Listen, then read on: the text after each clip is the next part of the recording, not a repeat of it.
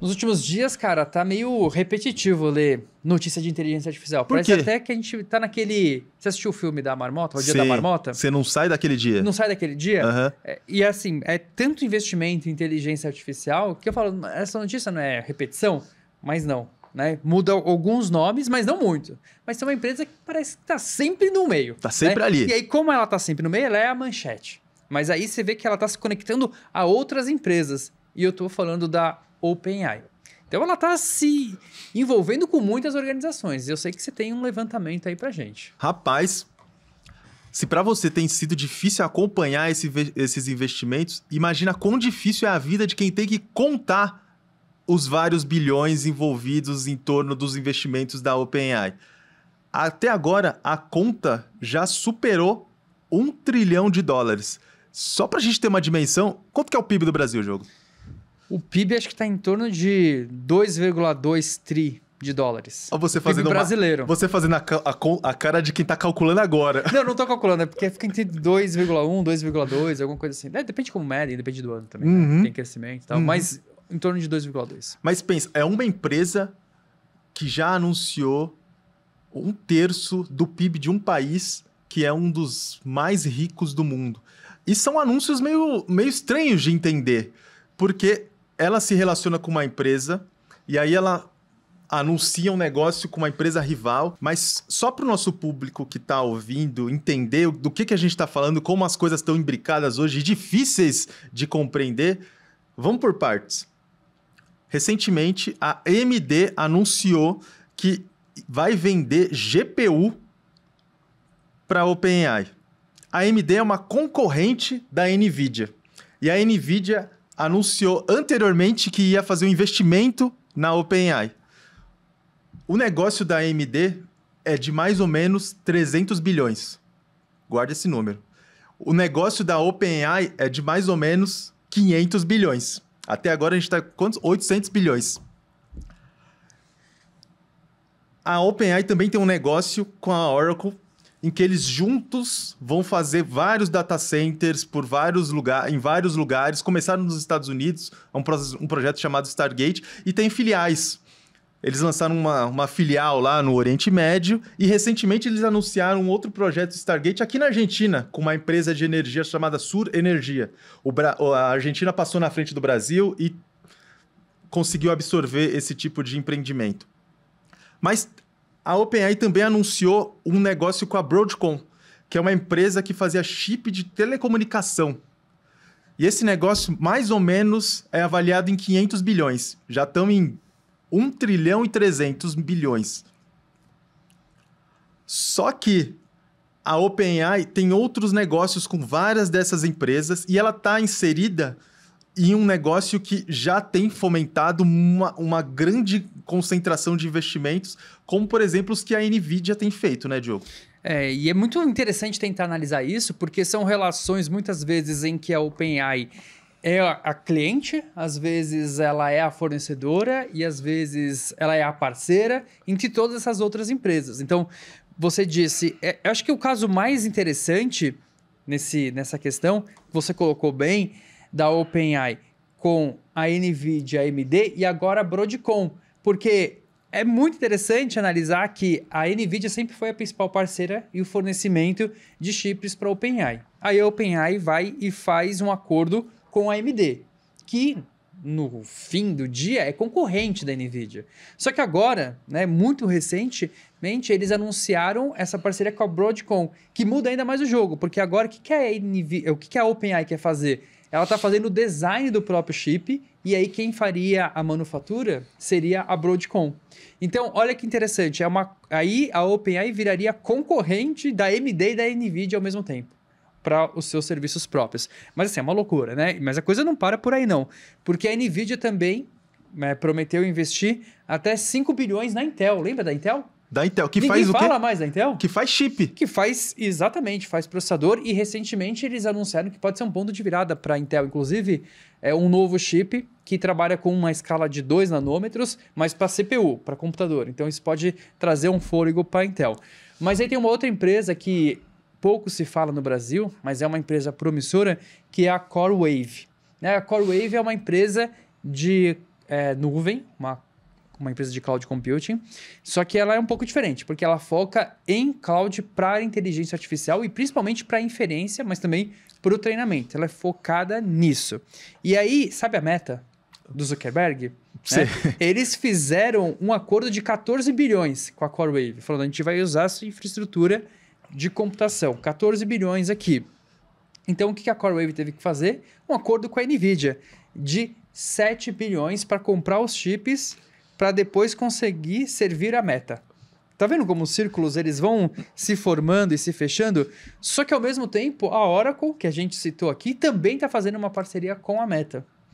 De uma parceria de 20 bilhões. Porque a Oracle vai armazenar as plataformas da Meta dentro dos seus data centers. Dentro dos seus data centers. E aí ela tem que comprar chip de quem? Da NVIDIA. Da NVIDIA. Ou, posteriormente, da AMD. Ou, no futuro, da OpenAI, quando ela produzir com a os seus próprios chips. Exato. Então, a Meta tem essa parceria com a CoreWeave, com a Oracle, só que também ela está fazendo uma parceria com quem? Com o Google. Com o Google. Com o Google. Então, também o Google Cloud está fazendo um acordo, né? Meta e Google estão fazendo um acordo de 20 bilhões de dólares para fornecer também nuvem computacional. E aí, o Google, no caso, não depende tanto da NVIDIA, porque ele também tem o seu próprio chip, que é a TPU. Sim. Então, a gente começa a ver esse mercado e como ele pode se reorganizar de uma maneira muito rápida e instantânea. Lembrando que várias empresas estão focando e tentando desenvolver o seu próprio chip. Então, fazer o design do chip para fazer a manufatura. E isso pode ser um grande desafio para a NVIDIA no médio e longo prazo. Só para a gente organizar aqui essa bagunça. É uma confusão. A NVIDIA investe na CoreWeave, que tem uma parceria com a Meta, que investiu no Google, e as duas têm parceria com a Oracle para deixar seus sistemas ali no data center. A Oracle tem uma parceria com a OpenAI, que acabou de receber uma grana da NVIDIA, mas a OpenAI também investiu na AMD e na Broadcom para se livrar da NVIDIA. E tudo isso num negócio que tem girado quase 2 trilhões de dólares. Cara, parece aquele poema do Carlos Drummond de Andrade, o Quadrilha, que é assim, mais ou menos. João amava Teresa, que amava Raimundo, que amava Maria, que amava Joaquim, que amava Lili, que não amava ninguém. João foi para os Estados Unidos, Teresa para o convento, Raimundo morreu de desastre, Maria ficou para tia, Joaquim suicidou-se, Lili casou com J. Pinto Fernandes, que não tinha entrado na história. O problema aqui, e não sei se é um problema, é que não tem J. Pinto Fernandes. Porque todo mundo que tá nessa história já tá na história desde o começo, e o ticket para entrar nessa ciranda, nessa quadrilha, é muito alto. E eu acho que tá claro que é cada vez mais alto. E outra questão aqui é a circularidade do dinheiro, né? Acho que ficou claro que o dinheiro saiu de um bolso, foi pro outro, depois pulou pro bolso de outra pessoa, pulou pro outro e voltou pro mesmo bolso. É uma coisa bem circular, né? Então, até algumas semanas atrás, a Bloomberg fez um infográfico bem legal, né? Mostrando essa circulação do dinheiro entre essas empresas que a gente está citando. E aí, para ficar mais lúdico, a gente estava lembrando daquele episódio dos Três Patetas. Como é que é mesmo o episódio? É muito curioso, porque um vira pro outro e fala, você tá me devendo uma grana. Aí o devedor tira o dinheiro do bolso e bota na mão de quem tava cobrando. Só que um terceiro olha o que o outro tá recebendo e fala, você tá me devendo dinheiro. Aí ele pega o dinheiro e bota na mão do terceiro. O primeiro que falou que tava com a grana, fala, você tá me devendo dinheiro. Aí ele bota na mão do outro. E aí esse ciclo não termina nunca. O dinheiro circulou na mão de 3 pessoas e eu aposto que se eles fossem Big Techs, eles teriam feito um evento para anunciar a emissão de dívida, para anunciar os investimentos, e é nessa ciranda, nesse dia da marmota que a gente está. Porque as empresas, brincadeiras à parte, isso preocupa o mercado financeiro, porque elas estão anunciando investimentos altíssimos e, obviamente, elas não estão pegando esse investimento de uma vez. Elas vão pegando em ondas. Por exemplo, a NVIDIA só adiantou 1/10 da grana na OpenAI. Só que esse 1/10 já é na casa dos bilhões. Por enquanto, a OpenAI teve que emitir dívida e tal. E esse tipo de cenário, ele traz 2 boas notícias. A primeira boa notícia é que a receita da OpenAI está disparando. Ano passado era 4 bilhões, esse ano vai fechar em mais ou menos 13 bilhões, o que para uma startup é uma ótima notícia. Triplicou. O problema é que não gera fluxo de caixa o suficiente para no futuro custear essa dívida, porque ao passo em que ela está faturando na casa do bilhão, ela está devendo na casa do trilhão. E isso gera uma maior preocupação sobre e se essa bolha estourar? E se por acaso a OpenAI não tiver grana para pagar as dívidas que ela emitiu? Vai estourar na startup que depende dela, vai estourar nas empresas que já fizeram negócio com elas e que já tem previsões de futuro, porque é quase como se fosse um grande dominó, que alguém dá um peteleco na primeira peça e não sabe qual vai ser a última que vai cair, né?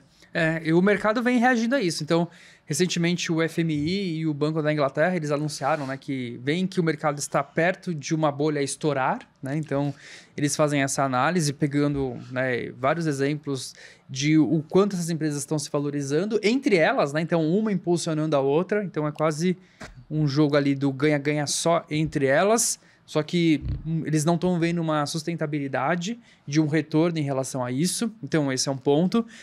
Tem a questão de que, como você colocou, né, são promessas. Então, quando a gente fala de 1 trilhão, não é que o trilhão está rodando agora, são essas promessas em ondas aí para os próximos anos. Só que, para isso se manter, a inteligência artificial tem que começar a dar o retorno desejado. Então, ok, a NVIDIA ela teve esse aumento de receita, mas o quanto que é o custo operacional dela ainda? Então, há uma estimativa de que, olha só, o Sora, que está fazendo o maior sucesso hoje, que é a inteligência artificial que faz o videozinho, para cada vídeo estima-se que ele é um custo, só um custo, de 5 a 6 dólares para gerar um vídeo. Então, é um custo muito alto. Então, tem que ver como é que vai acontecer esse amadurecimento do uso da tecnologia. E um passo que tem relatórios mostrando que algumas empresas estão diminuindo, inclusive, o uso de inteligência artificial. De vez em adotarem mais, estão diminuindo ou tentando reenquadrar melhor para ter um retorno mais preciso. Teve um estudo recente do MIT que mostrou 95% dos projetos de inteligência artificial não dão um retorno esperado. Uhum. Não é culpa da inteligência artificial. Muitas vezes é um projeto mal feito. Ou seja, eu vou usar a inteligência artificial para automatizar uma coisa que nem precisava usar a inteligência artificial, mas eu vou fazer isso por causa do FOMO, né? Se está todo mundo usando, eu preciso usar inteligência artificial também. Então, esse é um desafio que a gente tem que acompanhar para os próximos anos. Em relação, em comparação, né, tem outros institutos que falam que parece bolha, mas não é necessariamente uma bolha ainda. Tem uma ponderação para fazer, é que ainda que ele não tenha dado o retorno esperado, não quer dizer que não tenha dado retorno nenhum. Exato. E para mostrar como a inteligência artificial já é uma coisa muito preponderante na economia dos Estados Unidos, um outro levantamento feito pelo Financial Times mostrou que 40% do PIB dos Estados Unidos já é fruto dessas transações em torno da inteligência artificial. É um contrato que a galera faz, que uma determinada empresa faz com o Google, que faz com a OpenAI, esses investimentos cruzados. E outra coisa que é bastante preocupante é que 80% das valorizações no mercado acionário dos Estados Unidos já vem das empresas de inteligência artificial. Ou seja, as outras áreas, ou elas estão estanques ou elas estão caindo. O que indica que, se alguma coisa acontecer nesse mercado, ele vai ter esse desdobramento vai ter um impacto gigantesco, não só sobre essas empresas, mas sobre a economia dos Estados Unidos como um todo, e isso pode ter um refluxo gigantesco no mundo. E muitos analistas até colocam que hoje a economia dos Estados Unidos, depois da eleição do Trump, né, então ela está com alguns bons índices macroeconômicos porque ela está alavancada nessa loucura que virou investimento em inteligência artificial e que, se acontecer uma turbulência nesse caminho, a coisa pode ficar bastante complicada por lá. Se tem alguém que deve estar torcendo para a OpenAI dar certo, é o Trump. Uau!